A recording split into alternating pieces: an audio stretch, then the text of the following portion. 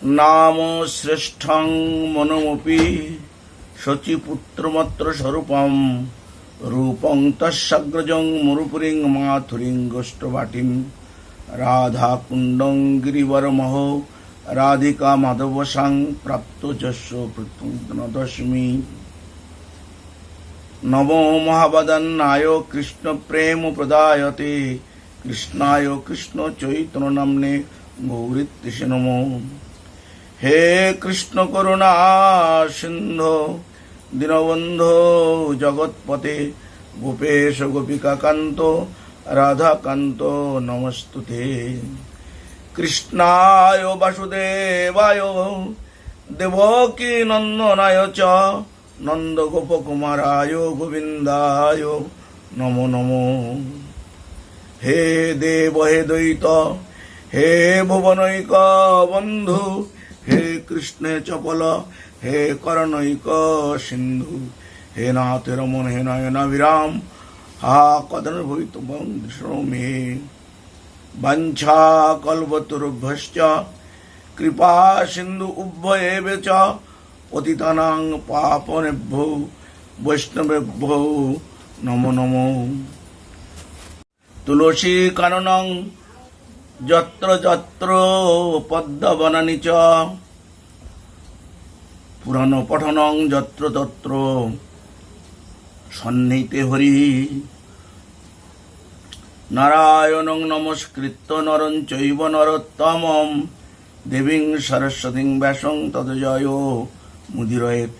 श्रीकृष्ण चैतन्य प्रभु नित्यानंद श्री अद्वैत गदाधर शिवासादि श्री गौर भक्त वृंद।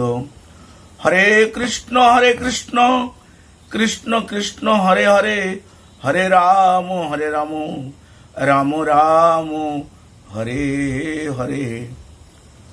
सर्वप्रथमे अस्मदीय गुरुपाद पद्म नित्यलीला प्रविष्ट ओं विष्णुपाद भक्ति कुसुम श्रमण गोस्वामीर सृजनाय জানাই সাষ্টাঙ্গ ভুলণ্ডিত দণ্ডবত।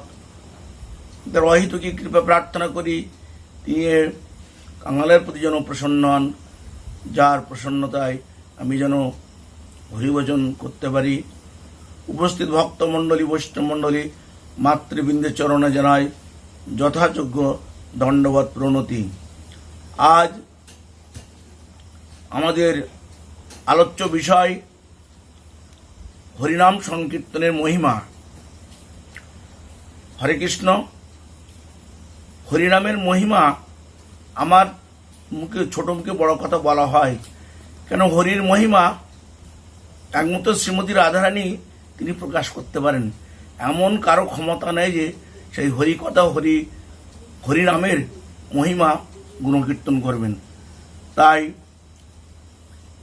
শ্রীরূপ গোস্বামীপাদ বলেছিলেন যে তুণ্ডে তাণ্ডবিনী রতিং বিতনতে তুণ্ডবলী লব্ধয়ে কর্ণ কড়ম্বনী ঘতে কন্যার বুদ্ধি বিস্রাম চেত প্রাঙ্গণ সঙ্গিনী বিজয়তে সর্ব ইন্দ্রেণ কৃতিং নো জানে জয়িতা কিন্তু কৃষ্ণজি বর্ণদ্বয়ী। তুণ্ডে তাণ্ডবনী বলতে তুণ্ড মানে মুখ, তাণ্ডবনী মানে নৃত্য করা। যখন রূপ গোস্বামীপাদ বললেন যখন আমার মুখে কৃষ্ণনাম আসে তখন আমার বহু মুখ পাইতে ইচ্ছায়, যখন আমি কর্ণে শ্রবণ করি তখন বহু কর্ণ পাইতে ইচ্ছায়, যখন সেই কৃষ্ণ নাম আমার কর্ণরন্ধ্র দিয়ে হৃদয়ে প্রবেশ করে তখন মনে হয় যে নাম বিনা আমার কোনো বান্ধব নেই। তা কৃষ্ণ নাম কৃষ্ণ কথা এমনই তার মহিমা। তাই একদিন জয়দেব গোস্বামী ওনার এক শিষ্যর বাড়িতে গিয়েছিলেন। যাওয়ার পরে যে শিষ্য ছিলেন তিনি রাজামশাই, তা রাজারানী দুজনাই ভাবছে বাড়ি গুরুদেব এসেছেন, জয়দেব গোস্বামী পদ্মাবতী দেবী, খুব আনন্দের বিষয়। কিন্তু রানীমা মনে মনে ভাবছে আমি আজকে পরীক্ষা করবো যে আমাদের গুরুমা আর গুরুদেবের নাকি খুব খুব মিল নাকি মনোমিল। তখন রাজামশাই বলেছিলেন না তুমি এটা করতে যেও না, আগুনে হাত দিতে যেও না। তখন উনি রানীমা মিথ্যা কথা বলেছেন যে গুরুমা দেহ রেখেছেন। তখন দৌড়ে জয়দেব গোস্বামী এসছিলেন পদ্মাবতীর কাছে। তখন মৃত সঞ্জীবনী কি না কৃষ্ণ নাম কর্ণে দিয়েছিলেন। তখন সেই মৃত মানব তিনি জাগ্রত হয়েছিলেন। তা কৃষ্ণ নাম হচ্ছে মৃত সঞ্জীবনী স্বরূপ। তাই সত্য, ত্রেতা, দ্বাপর, কলি, এই যে আমাদের 4টে যুগ, এটা কোনো মানুষের সৃষ্টি নয়, এটা স্বয়ং ভগবানের সৃষ্টি। 4 যুগে 4টি ধর্ম আছে, এও ভগবানের নির্ণীত করা।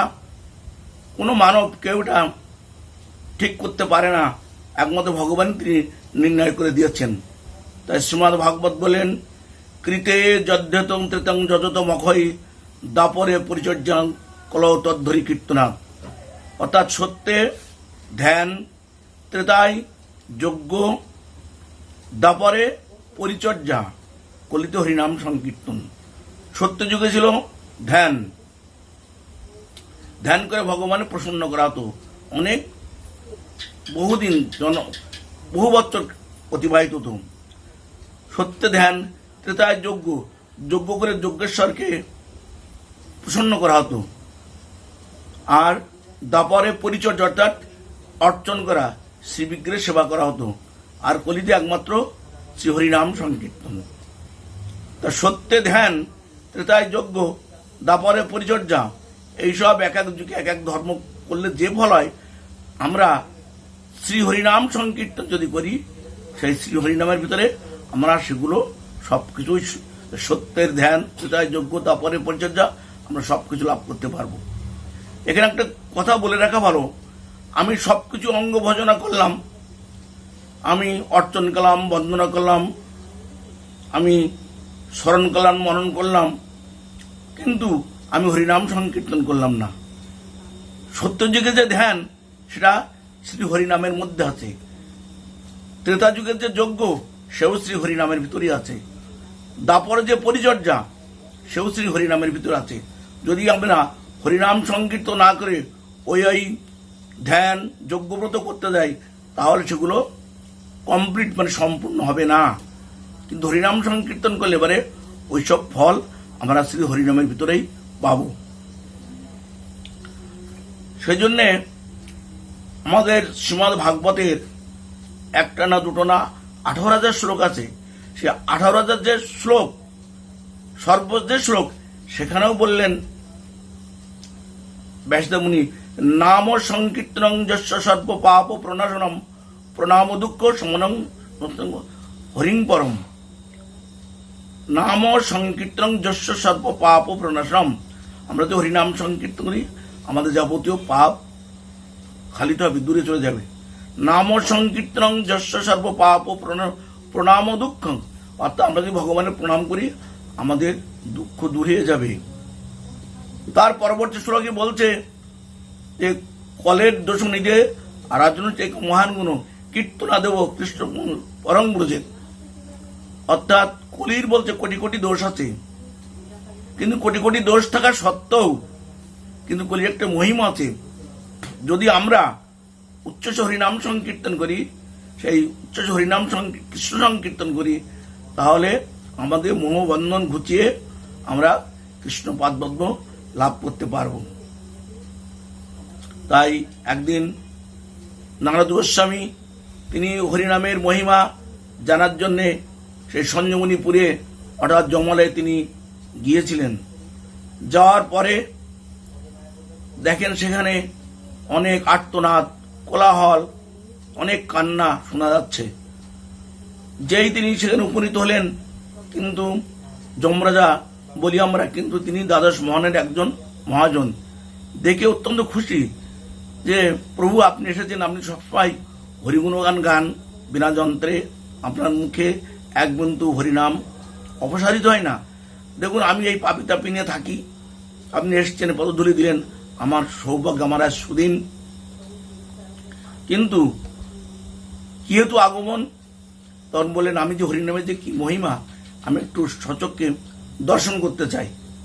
তখন কি করলেন, উনি বললেন যে ঠিক আছে আপনি দেখুন, দর্শন করুন এই সঞ্জীবনীপুরী। তখন উনি প্রথমে সেই দক্ষিণ দুয়ারে গিয়েছিলেন, দেখে সেখানে পাপি তাপি প্রচণ্ড কষ্ট পাচ্ছে, এত কষ্ট এত দুঃখ দেখে সহ্য করতে পারছে না। তারপর বিভিন্ন দিকে তিনি গেলেন, এক এক দিকে এক একটা মহিমা। লাস্টে তিনি পূর্ব দিকে গেলেন, দেখেন সেখানে যারা মহাপুণ্যবান, যারা ভগবানের আরাধনা করেছেন, তারা সেরকম যজ্ঞ তপ সেরকম সেসব করে যাচ্ছেন। তিনি যখন দক্ষিণ দিকে গিয়েছিলেন সেই কথা তার স্মরণ ছিল। এই দক্ষিণ দিকে গিয়ে দেখেন যে পাপী তপী তারা এত কষ্ট, এত আর্তনাদ শুনে, বৈষ্ণবের হৃদয় তো উনি খুব করুণাময়, তখন উনি কর্ণে আঙুল দিয়ে জয় রাধা দামোদর মাধব বলে উনি এই শব্দ উচ্চারণ করেছিলেন। সেই হরিনামের ধ্বনি শুনে সঙ্গে সঙ্গে পাপী তাপী সব উদ্ধার হয়ে গেল। এরকম সেই সঞ্জমণিপুরী পরিক্রমা করার পরে যখন ফিরে আসলেন, কোথায় না ওই যমরাজের কাছে আসার পরে বললেন, প্রভু আপনার এই সঞ্জমণিপুর দর্শন করা হলো? বলো হ্যাঁ। কি দর্শন করলেন? দেখলাম এক এক দিকে এক এক মহিমা, কিন্তু দক্ষিণ দ্বারে যে দেখি যে সেখানে দ্বীপ অত্যন্ত কষ্ট পাচ্ছে। তা আমি সেখানে হরিনামের ধ্বনি করেছিলাম, করার পরে তখন দেখি সবাই সেই নামের ধ্বনি শুনে সেই পাপীতে সব উদ্ধার হয়ে যাচ্ছে। তাহলে আপনি দেখুন যে হরিনামের কি মহিমা। তাই ঠাকুর নরোত্তম বললেন যে গোলকেরও প্রেমধন হরিনাম সংকীর্তন আমার রতিনা জন্মিল কেন তাই। আমরা এই মানব জন্ম পেয়ে কত কথা বলি, কত কথা শুনি, কিন্তু আমরা যদি ইহ জগতে এসে আমি যে প্রভুর চরণে নিত্য দাস, আমি যে তার চরণ ভজনা করতে এসেছে যে মনে না থাকে, তাহলে তো আমাদের সব পাইমাল হয়ে গেল। কেননা মানুষ যখন আসে ইহ জগতে তখন সবাই আমরা প্রবৃত্তি মার্গ নিয়েই আসি, কিন্তু আমাদের প্রত্যেকের উচিত প্রবৃত্তি মার্গ হতে ভোগদর্শন বা ভোগমার্গ। কিন্তু এই জগতে এসে সেই ভোগমার্গ থেকে আমাদের নিবৃত্তি মার্গে যাওয়া একান্ত কর্তব্য। আমরা প্রত্যেকটা বস্তুর সঙ্গে আমরা আকৃষ্ট, আমরা সবাই প্রত্যেকটা বস্তু আমাদের অভিনিবেশ আছে, কিন্তু এই অভিনিবেশটা কি করে কাটাবো, কাটিয়ে ভগবানের চরণে পৌঁছাবো। যেমন ধরুন মদ ছোঁয়ার করা, যেমন ধরুন মদ্যপান করা, যেমন স্ত্রী সঙ্গ করা। শ্রীমদ ভাগবত আছে প্রত্যেকটা কাজের একটা নিয়ম আছে। যেমন মদ্যপান করা তার একটা ক্রিয়া আছে, এই কাজটা করে তুমি মদ্যপান করো। মৎস্যহার করা, এই কাজটা করে তুমি মৎস্যহার করো।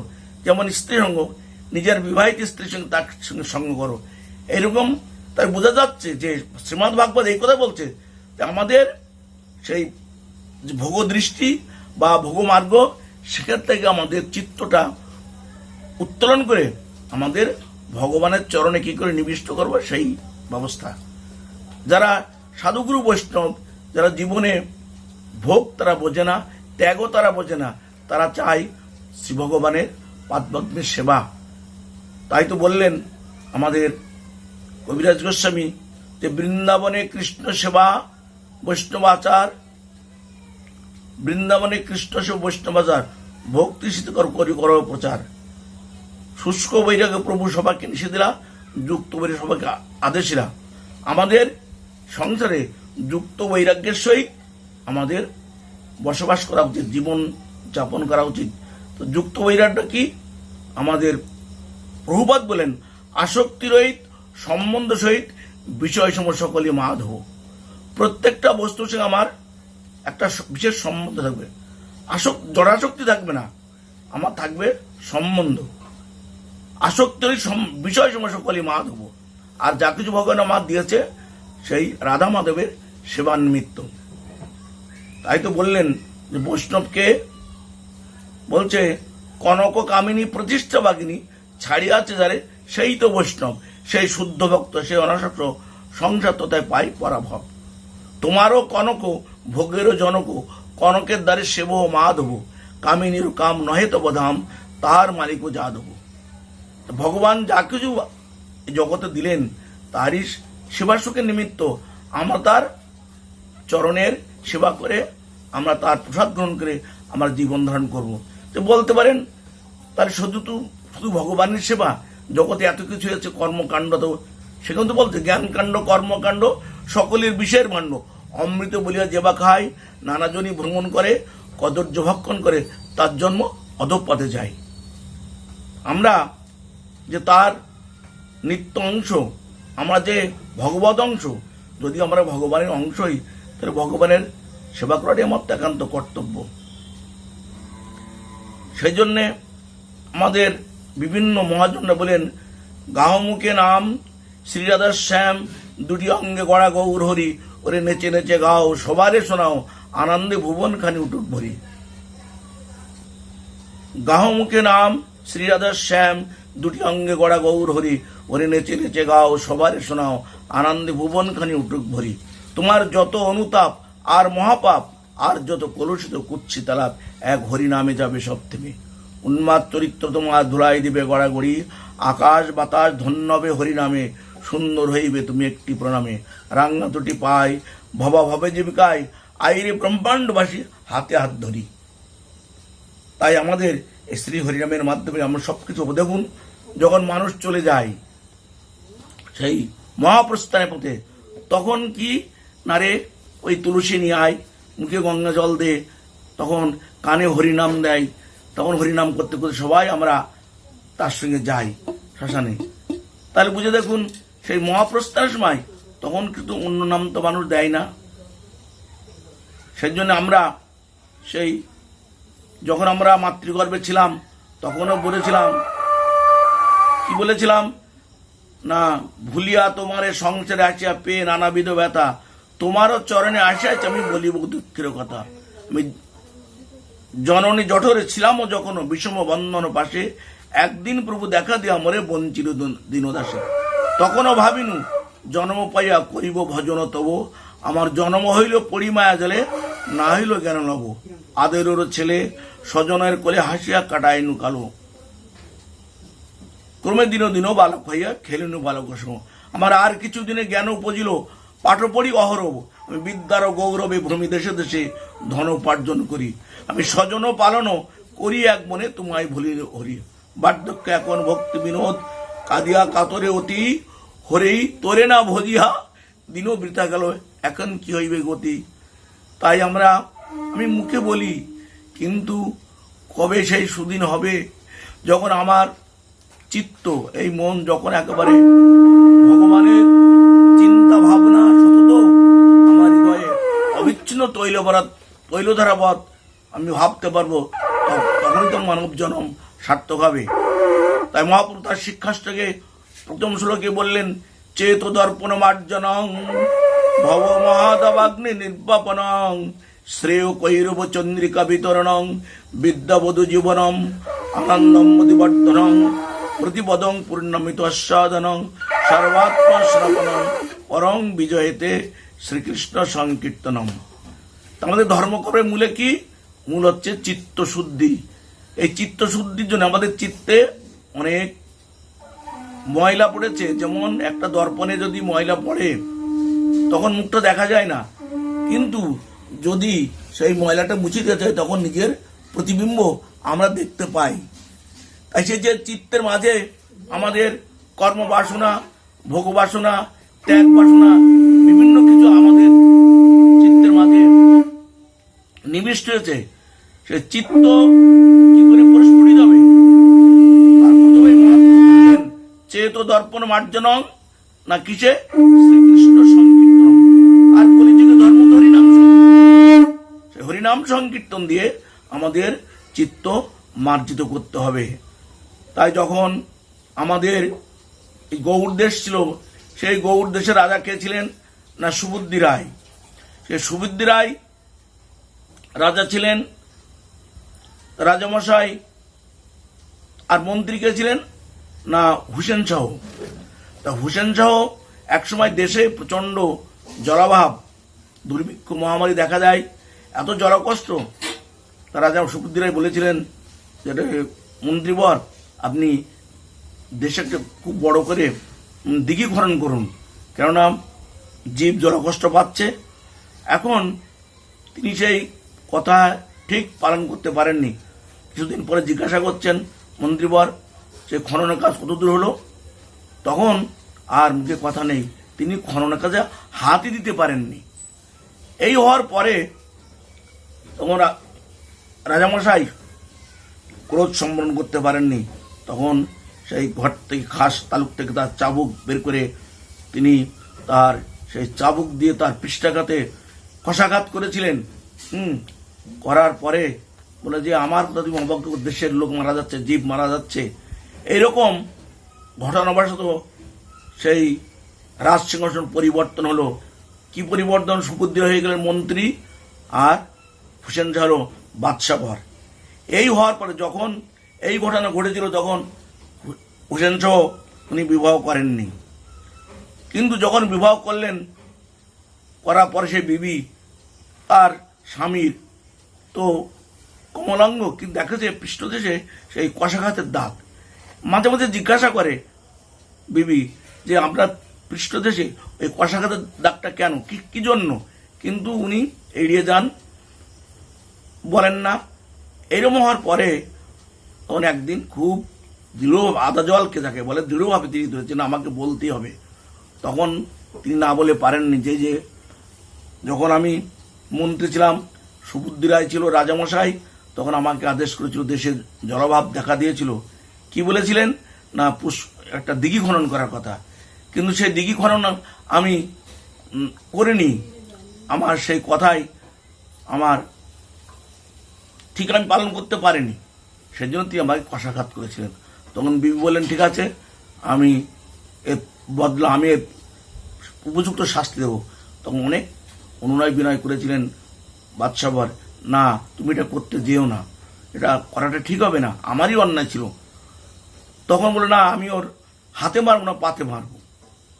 হাতে মারবো না পাতে মারবো বলতে কি, উনি তো ব্রাহ্মণ, আমি ওর জাত খুইয়ে দেব। এই কথা বলার পরে তখন গোপনে গোপনে